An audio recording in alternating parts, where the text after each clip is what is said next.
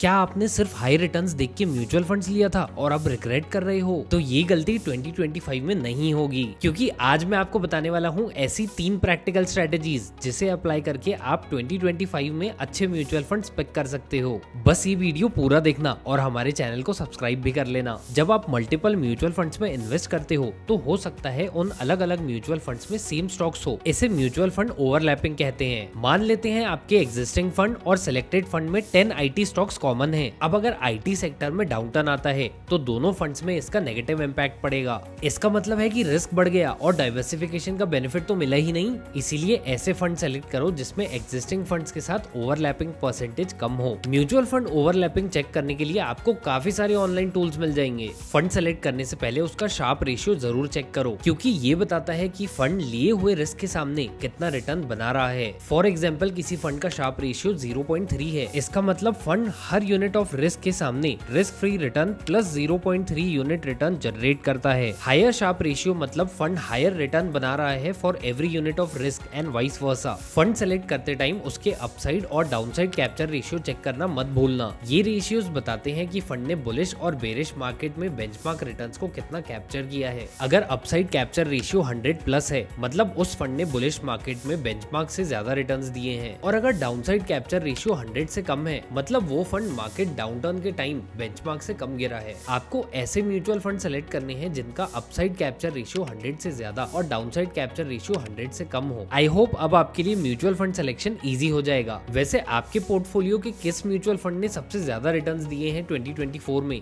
ये हमें कमेंट्स में जरूर बताना। और ऐसा टॉप नॉच कंटेंट तो आपको एंजल वन के यूट्यूब चैनल पे ही मिलेगा, तो सब्सक्राइब करना बिल्कुल मत भूलना।